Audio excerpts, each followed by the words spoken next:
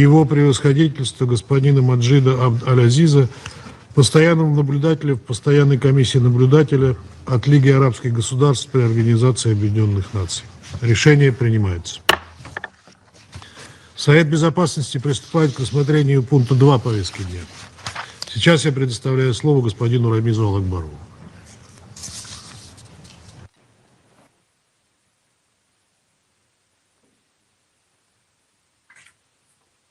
Thank you very much, Mr. President.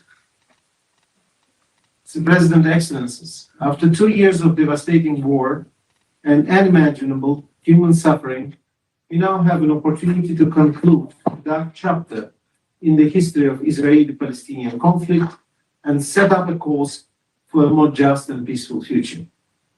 On the 9 October agreement, based on United States President Donald Trump's 20-point plan, secured a ceasefire and hostage release in Gaza.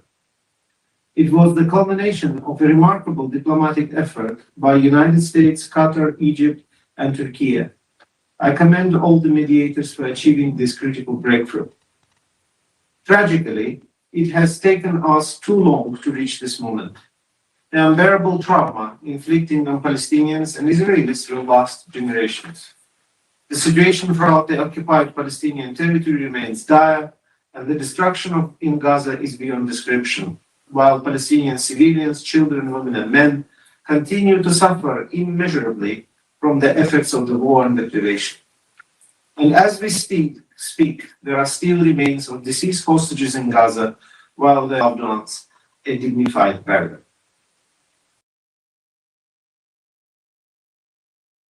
The agreement represents hope for a better future, but the dynamics are extremely fragile. A return to conflict must be avoided at all costs. The remaining deceased hostages must be released without any further delay. Humanitarian assistance must enter the street at scale to meet the enormous need of the population wherever they are. All parties must abide by their commitments under the deal, and the agreement should be reached to implement the next phase. Mr. President, since the ceasefire took effect, the UN and its partners have rapidly scaled up humanitarian operations across Gaza. The magnitude of destruction and continued suffering of Palestinians we have witnessed in Gaza is staggering. Many families remain displaced and without access to the most basic services. The urgent needs are immense in health, shelter, water, sanitation, food, and environment. The UN and its humanitarian partners are working now to implement our 60-day response plan. The plan sets out concrete measures to streamline customs procedures, expand access routes, facilitate the entry of critical items, restore essential services, and ensure the safe movement of humanitarian personnel. As part of the broader humanitarian reset, the plan is grounded in humanitarian principles, prioritizes those in greatest need, and enhances accountability, drives greater efficiency, and safeguards the space for principled life-saving actions. Already, as tracked by the UN 2720 mechanism for Gaza, we've increased facilitation in the entry of humanitarian supply by Israeli authorities. The humanitarian partners have scaled up aid delivery with a 46% increase in aid tracked by the UN entering the street in the first week of the ceasefire. Crucial assistance in the areas of food, hygiene, shelter, and health is being delivered in greater quantities, bringing much-needed relief to Gaza population. But this is not enough. Much more still needs to be done. To fully meet our targets and ensure an effective response requires more crossings and functional relief corridors, safe passage for aid workers and civilians, unrestricted entry of goods, sustained entry of fuel, and operational space for the UN and NGOs, including renewal of NGO registration, all in accordance with humanitarian principles. The UN is closely engaging in all relevant coordination mechanisms, and I welcome the efforts of the member states to facilitate a scaling up of assistance, including through the new Civil-Military Coordination Center. While the ceasefire is in effect, the ongoing violence in Gaza, continued but sporadic attacks and strikes by IDF and Palestinian armed groups, as well as apparent killings of Palestinians by Hamas and other armed actors, also undermines humanitarian efforts and threatens stability in the street. Restoring order will be a critical step in facilitating relief efforts and supporting Gaza's recovery. We must act quickly to build on the current ceasefire towards a comprehensive agreement, or there is a serious risk that insecurity and violence will persist and undermine the recovery and reconstruction effort. To support the UN's response in Gaza, a robust aid coordination mechanism and accelerated international support will be necessary. Reconstruction will require a collective effort and should be Palestinian-led. Working with Palestinian Authority, international partners, civil society, and the private sector, UN is prepared to mobilize and help coordinate these efforts in line with the ceasefire commitments and the New York Declaration and building on the Arab Plan for Recovery and Reconstruction. Mr. President, the Secretary General has welcomed the advisory opinion issued by the International Court of Justice on 22nd October, which found, inter alia, that Israel is required to fulfill its obligation under international law with respect to facilitating relief of the population of Gaza and to cooperate in good faith with the United Nations and its entities. Mr. President, while we are focused on supporting the ceasefire and scaling up our response in Gaza, we must not overlook the alarming situation in the West Bank. Tens of thousands of Palestinians remain displaced from their homes in the northern West Bank in the wake of the large-scale Israeli security forces operation and continued closures, particularly in and around the refugee camps. Palestinians must be allowed to return to their homes and local economies need to function.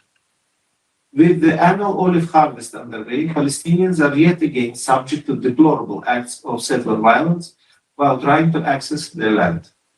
The violence must stop and perpetrators must be held accountable. Meanwhile, the Palestinian economy and the Palestinian Authority fiscal situation continue to face severe challenges.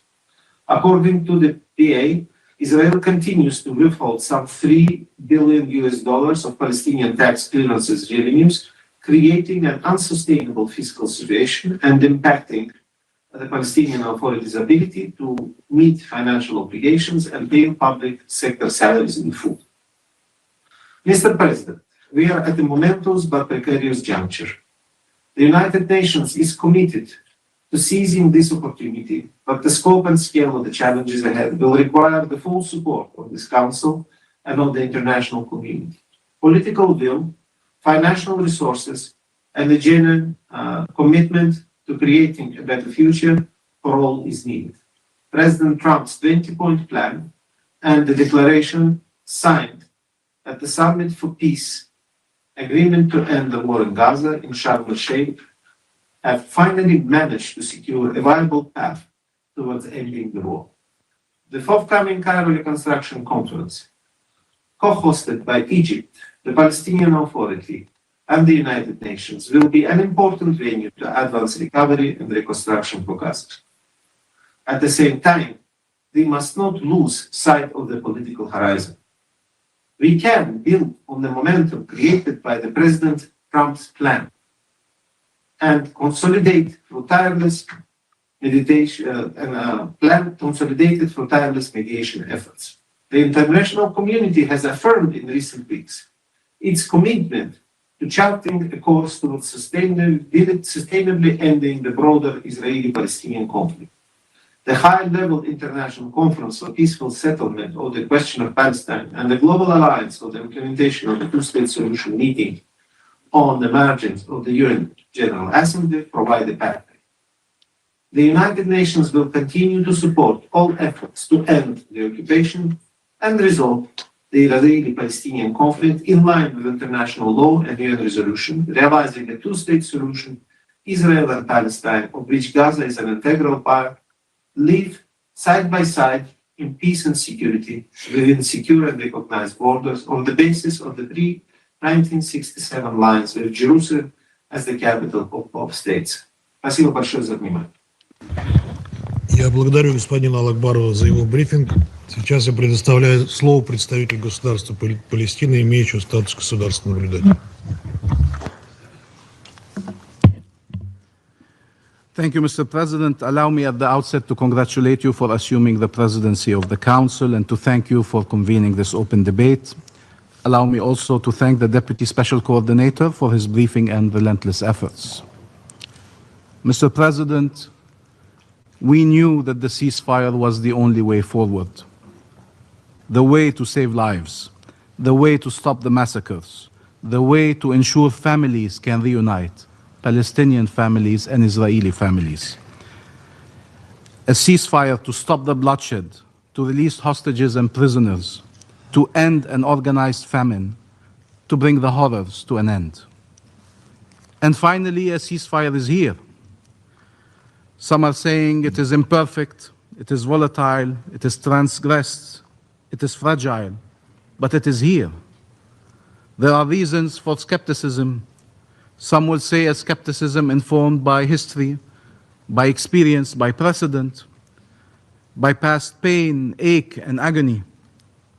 But our role is not to be bystanders while things fall apart, or to have doubts, criticism, or objections and wait for time to prove us right. Our role is to collectively work to ensure the ceasefire holds, prevailing over those rooting for its collapse or working to make it fall apart. And we appreciate on that context, the collective efforts to ensure this aim and the constant engagement of the mediators of Egypt, Qatar, and Turkey, and of course the United States at the highest level, to preserve this delicate ceasefire, to save lives that are too sacred. This is what the ceasefire is, an opportunity to save lives. What it will become relies on what all of us will do next. Mr. President, we do not forget those who awaited this day, but did not survive to witness it. Nor do we forget the survivors who welcome it scarred and starved and in mourning. We do not forget the journalists who did not live long enough to announce the ceasefire. We do not forget the doctors and the humanitarians killed for trying to save lives. We do not forget 20,000 Palestinian children killed by Israel, or their parents who have to walk the earth under their crushing shadow. We do not forget the orphaned, the maimed, the amputated, the tortured, and those still buried under the rubble. We do not forget Hind or Dunya, Reem and Khalid, Anas and Yusuf and Jubran and Eve and Salam and Siwar and Selena, Mahmoud, Adam, and many, many others.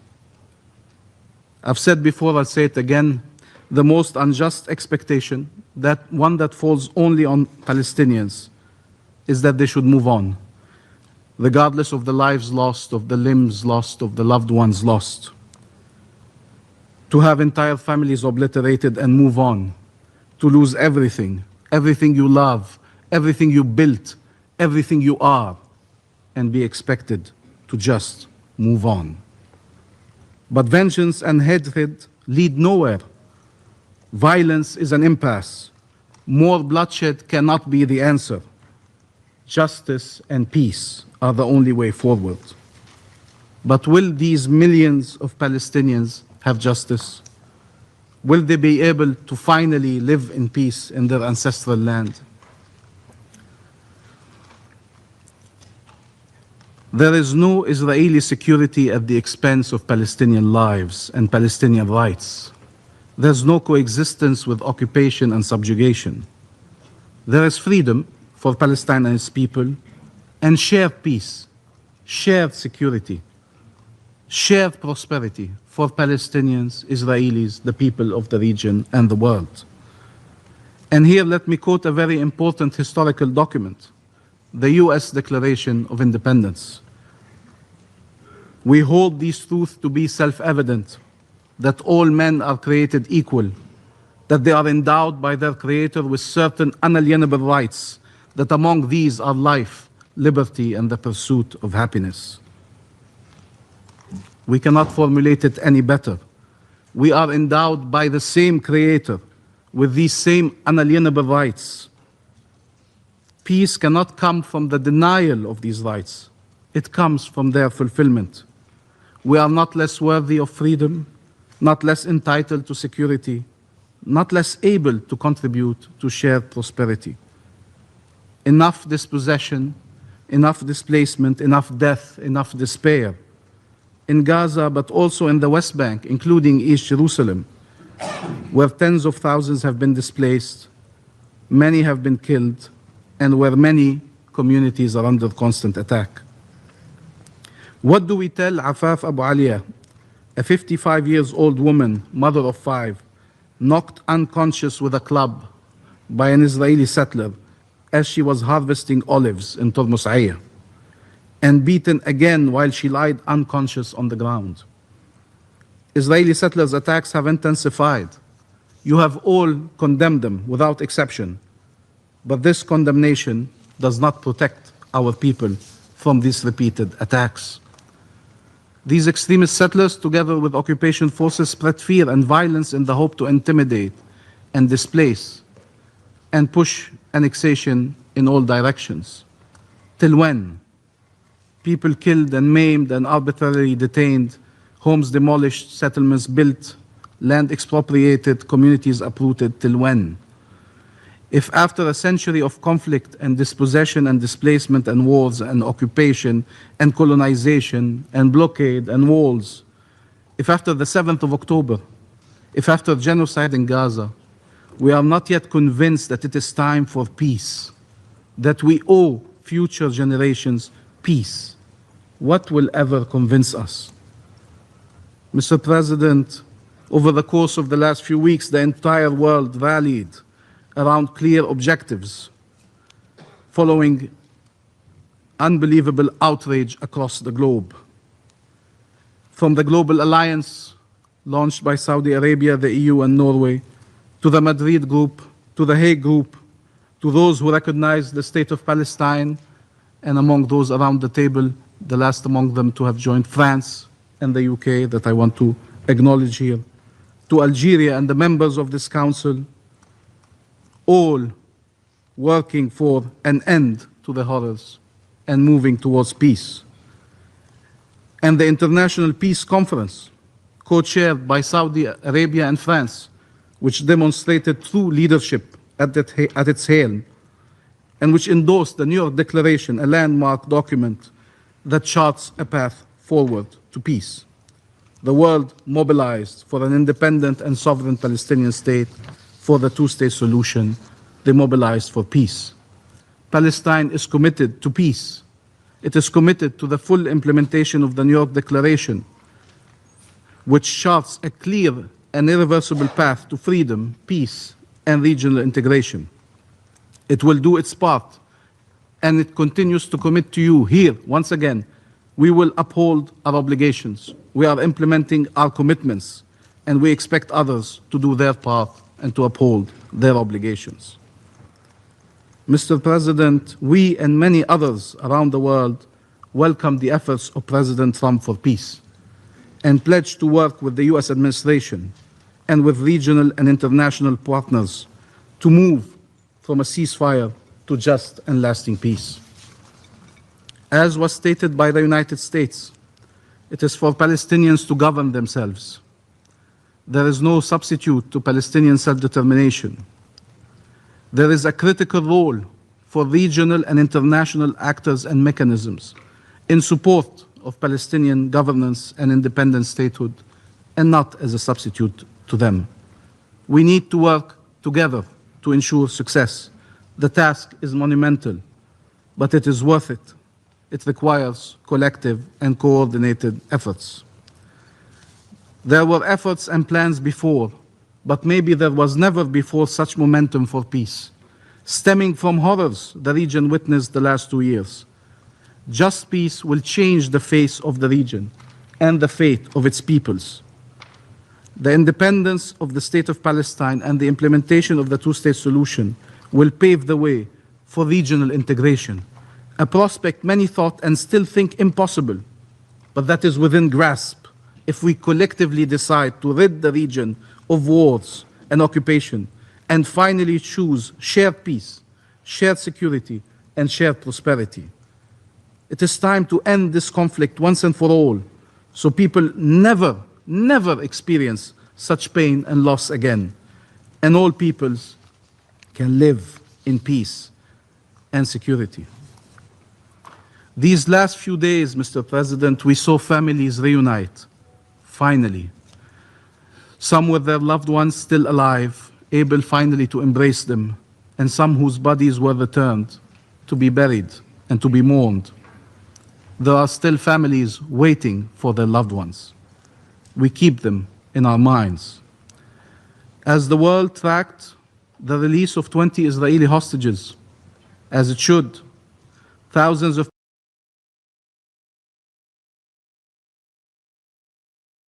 Palestinian prisoners were being released with undeniable evidence of the ill and degrading treatment they were subjected to. As the world followed the search for the bodies of 28 Israeli hostages, it must not forget that under the same rubble, you have the bodies of thousands upon thousands of bodies of Palestinians. This should be a moment to remind us all of our shared humanity, of the suffering future generation can and must be spared. This should not happen any longer. Regardless what camp you belong to, what cause you defend, what right you proclaim, no one should ever justify harming civilians, abducting them, torturing them, killing them. No one should ever justify holding remains, sometimes for years and decades, and depriving families from their ability to offer them dignified burial. Summary execution are never acceptable, regardless who commits them. No one should explain that there is any title or any right that can justify atrocities. No one, never, ever, under any circumstances. Mr. President, Gaza is an integral part of Palestine. Families in Gaza suffered more than enough. They have no homes to return to, no schools, no hospitals. Bombardments cannot continue taunting and haunting them. Aid cannot continue to be weaponized, as was said by the International Court of Justice yesterday. The ceasefire must be upheld. There is no other choice. Reconstruction must proceed, and we support all efforts in this regard and look forward to the conference in Cairo towards that aim. And here allow me to thank the mediators for their relentless efforts that led to the Sharm el-Sheikh agreement. Egypt, which endured smearing campaigns and attacks. Qatar, whose territory was struck by Israel as it was mediating. Turkey, which joined these mediation efforts, and the United States. And let us speak plainly. The United States is a superpower, and as such, it has always a choice to fuel the fire or to help cease the fire. In this case, President Trump used all his weight to achieve a ceasefire agreement that saves lives and that releases the hostages. We all listened to the chants on Hostages Square in Tel Aviv. They know there would be no agreement without President Trump. And the region and the world mobilized around his effort, as they understand that this is a chance for life, for freedom, and for peace. They understand he alone can save Israel from itself and from the temptation of brutal and indiscriminate force and annexation that has isolated it around the world. The two votes in the Knesset yesterday demonstrate that Israel has yet to renounce this path. Other policies and other measures and other statements as well. But we appreciate the clear message from the Trump administration against any push for annexation. We will work with President Trump, with regional and international partners, to transform a fragile and volatile ceasefire into just and lasting peace, with Palestinian agency and Palestinian liberation as our goal, with mutual recognition and peaceful coexistence as cornerstones. What we need is not a pause in the violence and injustice, but an end to them. Violence is an impasse. It must not be fueled nor tolerated. It must be stopped.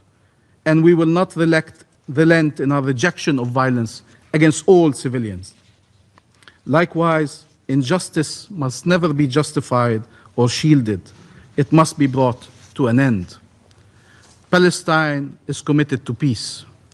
We are the ones who need it most, and peace needs to be a shared objective to become a shared reality. We must seize this opportunity to end the suffering and work for freedom and peace, regardless of how great the challenges are. Help us demonstrate to our people that there is a peaceful path to freedom and to dignified life. The efforts to undermine the Palestinian Authority and its ability to perform its duties despite its full-fledged commitment to peace that has been put to test over the course of the last 2 years in unbelievable manners, aims at preventing our independence and our statehood. If there are requirements placed on the Palestinian Authority, it must be empowered to fulfill them. And Israel has also obligations that need to be monitored and implemented. We will not shy away from our obligations and from our commitments. We owe to our people to fulfill them, leading them to a path of liberation and peace. A new generation can wake up to a very different region where no one is killed, no one is abducted, no one is tortured, where cooperation and coexistence replace occupation and conflict, where shared security replaces perpetual war, where shared prosperity replaces pillage and devastation. Isn't that worth striving for? We owe it to those who were killed. We owe it to those who survived. We owe it to future generations. It is time for peace.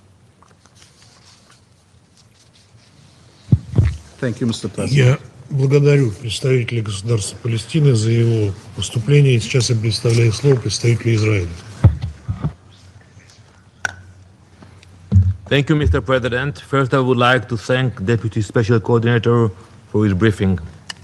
Mr. President, today we gather at a historic moment for our region. Israel has achieved what many thought impossible. All of our living hostages are home. The remains of 15 fallen hostages have been recovered and given the dignity of a proper burial. Hamas has been forced to accept a deal it rejected from the very beginning, to return the hostages and to disarm. This achievement was not born of chance, but of a combination of courage and conviction. History will remember that in the wake of the worst massacre of our people since the Holocaust, that Israel kept its promise to defend our people, to bring our hostages home, and to eliminate future threats to our security. Despite the pressure of many members of this very council, despite the political theater, the condemnations, and the hypocrisy, Israel stood firm. We did not waver. We prevailed. But our struggle is not over. There can be no peace, no future, and no rebuilding of Gaza while terror still remains. 13 fallen hostages remain in Hamas's hands. We will bring them home and give them the dignity they deserve. The world must keep the pressure where it belongs, on Hamas, to return the hostages, to lay down its weapons, and to honor the peace plan it signed. Mr. President, we embraced the return of our hostages. Our nation has been swept by emotion, joy and relief, but also deep pain and grief. We have seen in the last few weeks mothers embracing sons, fathers reunited with their children, young couples holding each other again. In every home, in every community, Israel has felt the weight of what was lost and the miracle of return. families reunited, lives once trapped in darkness have seen light again.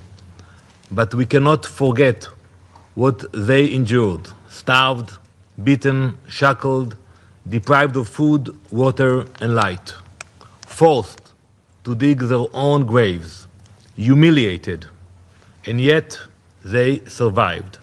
They held onto their humanity even in the face of evil. As we welcome home the living, we also mourn the fallen who have now returned to us for proper burial. They remind the world that Hamas's cruelty knows no borders, no faith, no mercy. To the families of the fallen hostages and to all who still wait for the return of their loved ones from Gaza, we say, Israel has not forgotten them. We will do whatever it takes to bring them home, all of them. Mr. President, make no mistake, Hamas has already violated the ceasefire.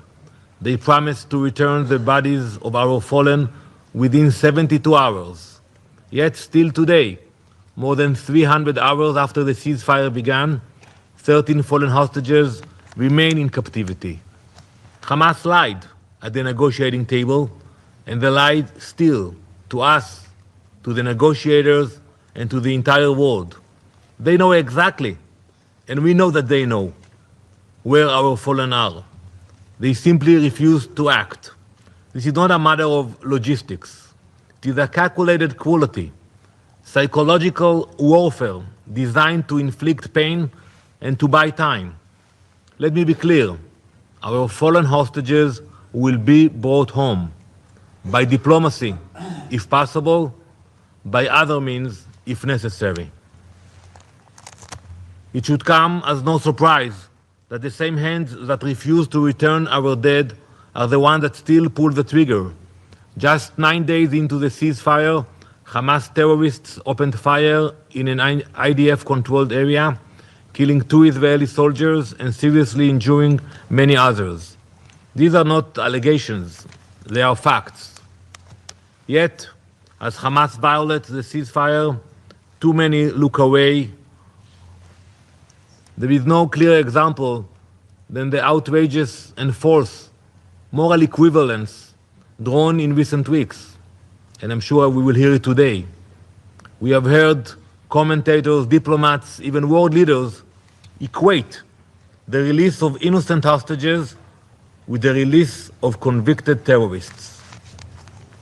They speak as if these two acts were the same, as if those civilians who were kidnapped at gunpoints from their homes and held in tunnels could ever be compared with those who planted bombs on buses and slaughtered innocent lives. To bring our people home, Israel made choices no country should ever have to make. We released those jailed for murder, terror, and kidnapping. Let me give you a few examples from those who were released.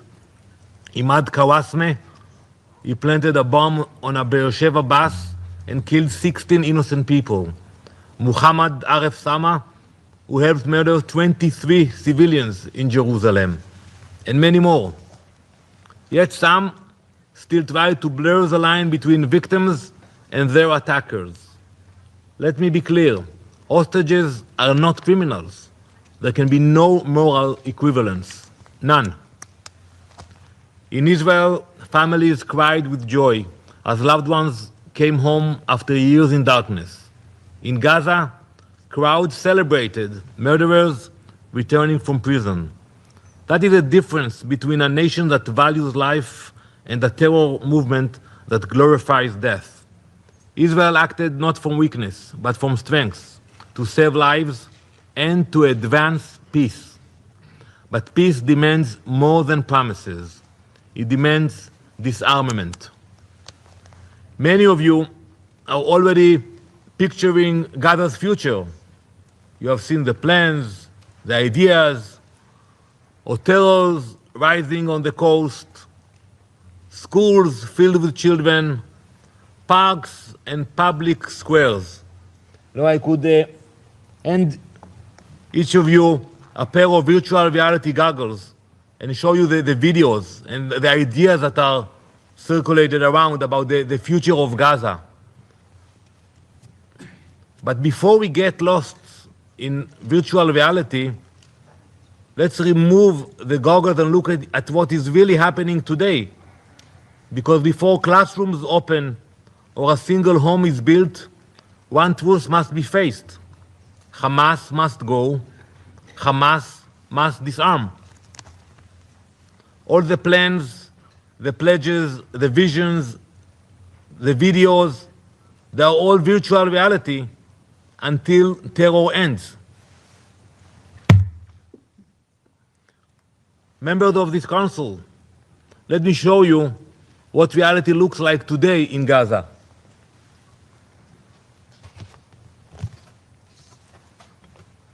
This image was taken in the Sabra neighborhood in Gaza City on the 15th of October, just after the ceasefire began. Hamas gunmen emerged from their tunnels, clean uniforms, full stomachs, armed and organized. Almost immediately, they turned their guns on their own people. They attacked men, women, and children, hunted rivals, and carried out public executions. No evidence, no trial, just terror.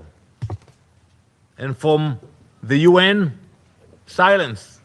No condemnation, no accountability, no emergency session. That silence is dangerous. It emboldens Hamas. They walk the same path as ISIS, with the same brutality and the same contempt for human life. How can there be a future for Gaza while its people still live under fear?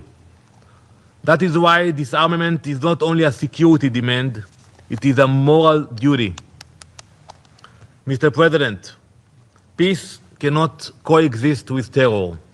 The peace plan before us is an opportunity. But opportunity alone is not enough. We must act now to ensure Hamas is disarmed, not only with statements, with action, with pressure, with resolve. Hamas still sits on a deadly stockpile: assault and sniper rifles, RPGs, rocket launchers, anti-tank missiles like the Cornet. Beneath Gaza, their factories hum, their tunnels run deep. Disarmament means more than words.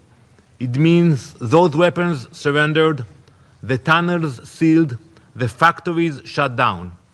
It means dismantling Hamas's entire war machine, every command post, every weapons line, every tunnel. True disarmament strips Hamas of power itself, its ability to plan, to arm, to strike. Members of this council, blueprints and promises of reconstruction will not stop bullets. Only real disarmament will. Now is the moment to turn words into pressure and hopefully pressure into peace. Last week, the Jewish people celebrated Simchat Torah, a holiday that marks the conclusion of the annual reading cycle of our Bible, the Torah, and the beginning of a new cycle. Every year we read the same chapters. As we open the first chapter, Bereshit, the book of Genesis, we return to the moment creation began, and I quote, "And God saw the light, that it was good, and God divided the light from the darkness." Before creation came order. Before life began, chaos had to hand. God separated light from darkness, bringing clarity, structure, and peace. So it must be now. Before Gaza can be rebuilt, terror must be removed. Before peace can begin, Hamas must lay down its weapons. Israel is ready to do its part and move forward. But peace cannot live alongside terror. Every day, Hamas refuses to disarm. They drag Gaza deeper into darkness. The time for excuses is over. Hamas must disarm now, fully and completely, so that light, no darkness, shape our future. Thank you, Mr. President. Я благодарю представителя Израиля за его выступление. Сейчас я сделаю выступление в качестве представителя Российской Федерации. Благодарим заместителя спецкоординатора ООН по Ближневосточному мирному процессу Рамиза Алакбарова за обстоятельный доклад о положении в регионе. Для нашего ключевого мероприятия в ходе председательства мы выбрали открытые дебаты по ситуации на Ближнем Востоке. Они проходят в весьма примечательный момент, когда на первый план наконец-то вышла дипломатия, и у палестинцев и израильтян появилась надежда на длительное и устойчивое прекращение огня. Это именно то, к чему мы и другие члены Совета Безопасности последние 2 года призывали в контексте разворачивавшейся в Газе трагедии. Поэтому Россия приветствовала договоренности между Израилем и Хамас о прекращении боевых действий в секторе Газа, несмотря на то, что множество важных для БВУ сюжетов осталось за скобками и не получило отражения в итоговых документах. Установившееся перемирие во многом стало возможным благодаря неустанным трудам египетских, катарских, турецких и американских посредников. Высоко ценим эти дипломатические усилия, не прервавшиеся даже тогда, когда казалось, что шансов договориться уже нет. Отмечаем особую роль в этом президента Соединенных Штатов Дональда Трампа, чья личная вовлеченность в стремление прекратить бойню в Газе придали необходимый импульс для достижения договоренности. Во всем мире, с болью в сердце, следившим за новостями из Газа, с большим облегчением восприняли известие об освобождении последних заложников, удерживавшихся в секторе, а также возвращении домой в обмен на почти 2000 палестинских заключенных. Среди вернувшихся домой израильтян есть и наш соотечественник, уроженец Донбасса Максим Харкин, вопрос об освобождении которого, как и других пленников, регулярно ставился российскими дипломатами в ходе соответствующих контактов в регионе. Уважаемые коллеги, 2 года боевых действий опустошили и выжгли души как палестинцев, так и израильтян. Заслуживающая осуждения террористическая атака Хамас 7 октября и последовавшее безнравственное коллективное наказание палестинского народа останутся в учебниках истории в качестве вопиющих примеров ненависти и антигуманности, назидания будущим поколениям. Мы лишний раз убедились, что насилие и ненависть всегда порождают ответное насилие и ненависть, а путь к миру лежит исключительно через диалог и взаимные уступки, в том числе во имя устранения коренных причин конфликта. Важно, чтобы установившееся пока еще весьма хрупкое перемирие не постигла судьба январских договоренностей, рухнувших на фоне взаимных обвинений сторон в их нарушениях. К сожалению, сегодня мы наблюдаем опасность повторения подобной ситуации. Так, палестинцы вменяют израильтянам регулярные нарушения прекращения огня. Израиль же недоволен затягиванием Хамас передачи всех тел погибших заложников. Призываем все стороны к строгому выполнению соглашения. Боевые действия, с жертвами которые стали десятки тысяч мирных палестинцев, не должны возобновиться ни при каком сценарии. Уверены, что этому поспособствуют и итоги прошедшего 13 октября в Шарм-эль-Шейхе саммита мира. Важно, что подписанный по итогам декларации особый акцент сделан на защите прав человека, гарантиях безопасности и достоинства палестинцев и израильтян, а также искоренение экстремизма и радикализма во всех формах, включая расизм, без чего невозможно процветание ни одного общества. Необходимо, чтобы аналогичную оптику мировое сообщество применяло и в контексте продолжающегося ущемления киевским режимом прав русскоязычного населения на Украине. Уважаемые коллеги, отмечаем, что благодаря достигнутому перемирию в секторе Газа наметился определенный прогресс в части гумдоступа. По данным УКГВ, восстанавливаются поставки продовольствия и медицинских товаров, а гумагентство ООН, в том числе БАПОР, уже начали создавать временные учебные пространства для перемещенных детей.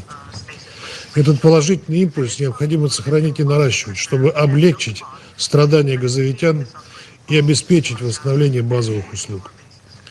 В то же время мы не можем не отметить, что ограничения на доставку гуманитарной помощи по-прежнему сохраняются, а гуманитарные маршруты функционируют не в полную силу. В этой связи крайне важно снять оставшиеся барьеры и действовать в соответствии с представленным у КГБ 60-дневным планом гуманитарного реагирования. Рассчитываем, что недавний визит замсекретаря ООН по гуманитарным вопросам Тома Флетчера в Газу и Рамаллу будет способствовать налаживанию эффективной работы не только в секторе, но и на западном берегу реки Иордан, где сохраняется нестабильная ситуация, в том числе продолжаются нападения на палестинцев, о чем регулярно докладывает КГБ. Уважаемые коллеги, перемирие и прекращение огня в Газе – это важный и долгожданный, но все-таки только самый первый этап на пути к долгосрочному урегулированию палестино-израильского конфликта. Избежать рецидива трагедии возможно лишь при возобновлении политического процесса на известной международно-правовой основе по формуле двух государств, предусматривающей создание независимого палестинского государства в границе 1967 года со столицей в Восточном Иерусалиме, сосуществующего в мире и безопасности с Израилем. Эта задача, неоднократно подтвержденная международным сообществом, не должна оставаться в тени миротворческих усилий и тем более игнорироваться при выработке планов действий и дорожных карт. Нельзя забывать и о незаконном строительстве израильских поселений на палестинской территории. Эти планы должны быть пересмотрены, а уже построенные в нарушении резолюции Совета Безопасности, в том числе 446, 452, 465 и 2334 поселения демонтированы. Хочется надеяться, что позитивная динамика на треке БВУ самым положительным образом скажется и в других частях региона, включая Ливан, Йемен и Сирию, и в конечном итоге приведет к общей нормализации в арабо-израильских отношениях. С осторожным оптимизмом следим за продолжающимися непрямыми переговорами между Западным Иерусалимом и Дамаском. Относительно стабильной остается обстановка вдоль голубой линии, где еще год назад бушевала полноценная война. Пример Газы, когда подавляющая часть заложников была освобождена благодаря переговорам, должен продемонстрировать Израилю, что отказ от ставки на грубое силовое вмешательство и создание приграничных буферных зон в пользу диалога и искреннего учета интересов соседей может дать ощутимые плоды и помочь обеспечить безопасность собственных граждан лучше любых самых современных систем вооружений. Россия, неизменно поддерживающая доверительные и конструктивные отношения со всеми странами региона, без исключений, настроена продолжать вносить свой вклад в дело мира на Ближнем Востоке как в национальном качестве, так и в роли постоянного члена Совета Безопасности.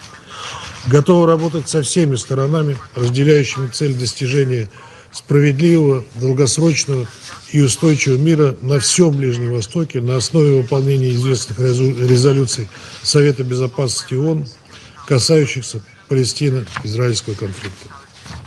Я вновь приступаю к исполнению обязанностей председателя Совета Безопасности, и сейчас я предоставляю слово представителю Дании. Thank you, Mr. President.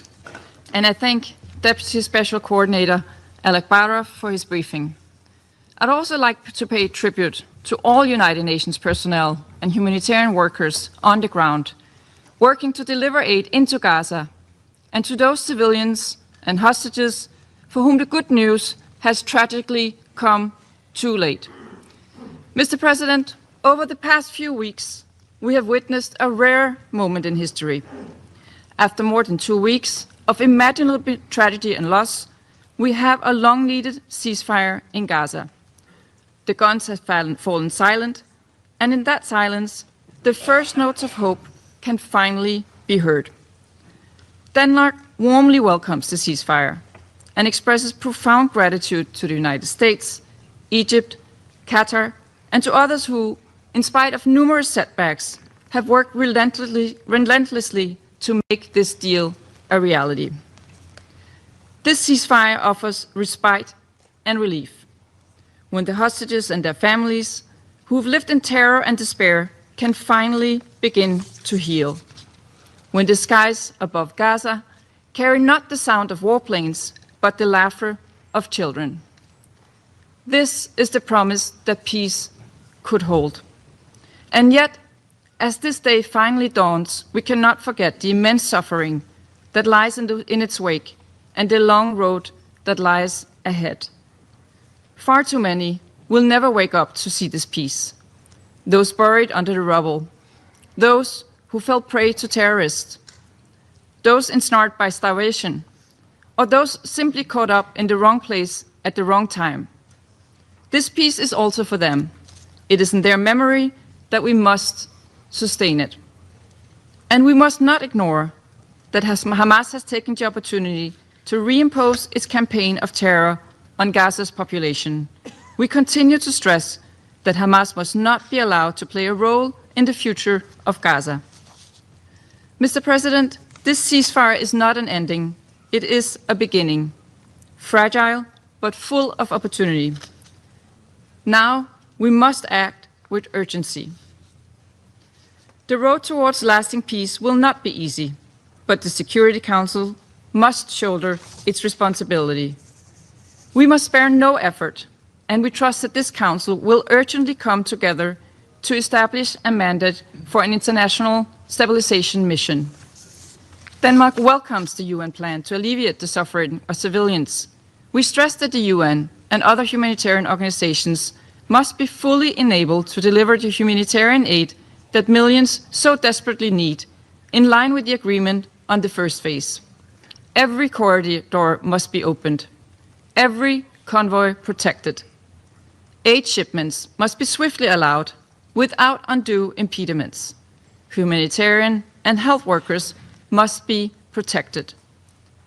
We take note of ICJ's advisory opinion yesterday, which clearly establishes that Israel must not obstruct the work of the United Nations and is obliged to accept and facilitate humanitarian aid delivered by UN organizations, including UNRWA.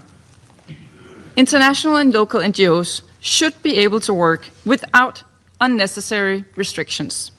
In this regard, we repeat our call on the government of Israel to provide authorization for all international NGOs' aid shipments and to unblock essential humanitarian actors from operating.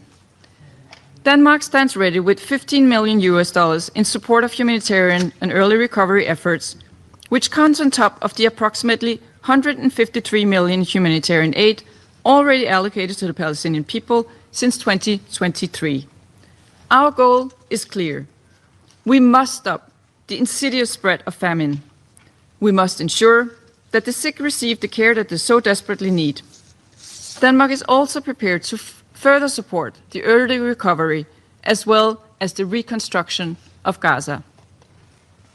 But reconstruction is not merely about concrete and steel. It's about dignity. It's about proving to a generation that peace is not a dream, not a privilege, but a right. In deeds, not words. Mr. President, this ceasefire must not be a pause before the next tragedy, but the first step towards a lasting peace. The full implementation of the peace agreement is vital. We're on the right track, but we're not there yet. We deplore that Hamas has not been able to surrender all the bodies of the seized hostages as agreed under the framework. And we deplore that Israel is leveraging humanitarian access and as a result has capped the flow of aid into Gaza. We must not let the opportunity that this peace presents slip between our fingers. We now hold in our hands a rare opportunity to turn this moment of respite into a foundation for a just and enduring peace based on the two-state solution, Israel and Palestine living side by side in security, dignity, and peace. This, a two-state solution, is not only a pressing issue, it is a prerequisite for long-term stability across the region. I thank you. Я благодарю представителя Дании за ее выступление. И сейчас предоставляю слово представителю Гаяны. Thank you, Mr. President. And I also thank Deputy Special Coordinator Alak Barov for his briefing. Mr. President, our meeting today takes place at a time of great promise and opportunity for the people of Palestine. This moment, however, must be managed carefully, fully anchored in international law, and with the protection and well-being of civilians a central priority. With that said, Guyana welcomes the peace plan achieved between Israel and Hamas for ending the hostilities in Gaza and for the release of hostages taken during the 7th October attack. We commend the tireless efforts of the mediators, the United States, together with Egypt, Qatar, and Turkey, and all who have contributed to making this a reality. Mr. President, 2 years of Israel's war in Gaza has wreaked havoc on the Palestinian population. Gaza itself has suffered massive destruction, with some experts estimating that the recovery could take decades and cost billions of dollars. Then there are also costs to which figures can never be attached. These include time that orphan children have eternally lost with their parents, the months of agony that the relatives and friends of hostages have endured, hoping for their safe return, and the psychosocial impacts of the war that would be felt for generations to come. But the peace plan has brought renewed hope, and we all must work to ensure its success. On this note, Mr. President, Guyana is very concerned about the violations of the ceasefire. We urge the parties to abide by the commitments made and to prioritize peace in Gaza. Mr. President, the next phases of the peace plan are extremely critical. We must eschew all ideas that do not line up with international law, that undermine the right of the Palestinian people to self-determination, and that dilute the two-state solution. At the recently convened high-level international conference on the two-state solution and the general debate for the 80th session, there was a clear international consensus that the two-state solution remains the only just, comprehensive, and viable path to resolution of the Palestinian question. Guyana therefore urges that the next phases of the peace plan take this into account. We are baffled that less than 2 weeks after the Gaza peace plan was approved, Israel's parliament voted to give preliminary approval to a bill which imposes Israel's sovereignty over the occupied West Bank. We call on Israel to abandon this effort, which, if implemented, will be a violation of international law and will undermine the two-state solution. The West Bank is a critical part of the future independent state of Palestine. Mr. President, the war in Gaza reached many lows in the conduct of international relations, and I specifically wish to highlight Israel's belligerent approach to international organizations operating in the occupied Palestinian territory to meet humanitarian needs. We welcome the advisory opinion issued by the International Court of Justice yesterday, which clarifies the obligation of Israel as an occupying power to work with United Nations agencies to facilitate humanitarian aid in Gaza. We particularly welcome the specific provisions of the opinion regarding UNRWA. We call on Israel to respect the court's advisory opinion and to choose the path of compliance with international law. This is especially critical now that a massive humanitarian effort is required to scale up humanitarian interventions in the immediate term and to advance reconstruction and recovery over the long term. Mr. President, the central role of the Security Council as the UN organ with the primary responsibility for the maintenance of international peace and security must be emphasized, particularly as we contemplate the next phases of the peace plan. This includes the establishment of the temporary international stabilization force. I conclude by reaffirming Guyana's commitment to all genuine efforts aimed at achieving a comprehensive, just, and lasting solution to the Palestinian question. I thank you. Я благодарю представителя Гайаны за ее выступление. Сейчас предоставляю слово представителю Соединенных Штатов. Thank you, Mr. President. Thank you, Deputy Special Coordinator Alakbaya, for your briefing. Colleagues, President Trump's 20-point plan for peace offers a historic opportunity. His diplomacy brought the ceasefire in Gaza with support from around the world. It brought home 20 living hostages who spent 738 days held captive in a living hell. It offers hope for the people of Gaza.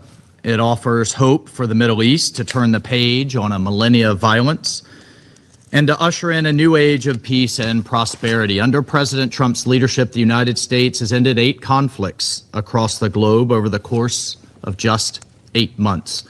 And with the help of our friends in Qatar and Egypt and Turkey and the region, this most recent success may prove to be the greatest opening of them all. This historic success is cause for celebration. It's cause for determination, but it cannot be cause for complacency. As President Trump has said, the job is not done. And in that vein, Hamas must immediately return the bodies of the 13 remaining hostages, including the bodies of American citizens Itai and Omer Nutra, as promised under the agreement. Their families, colleagues, their families deserve dignity. And Hamas must likewise follow through on its commitment to disarm. The president is not playing games here. And simply put, Hamas is finished in Gaza and does not have a future there. And if they do not follow through, they are in violation of the ceasefire and will face consequences, severe consequences. The future of Gaza can be one of peace and prosperity. And we also note, as has been noted here today, the extremely disturbing and bloody executions of by Hamas of the people in the streets of Gaza, in broad daylight, on camera, for the world to see. This is further evidence that Hamas is unfit to rule the Gaza Strip, cannot be trusted with the safety of the people in Gaza for a moment longer. And likewise, frankly, many nations have condemned Israel, and those nations should be embarrassed for their silence and for their hypocrisy as Hamas slays its own people.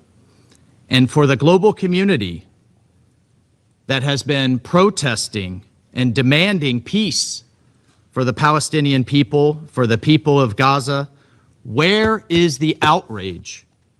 Where is it over these executions we've seen in recent days? Hamas is not just attacking Israel.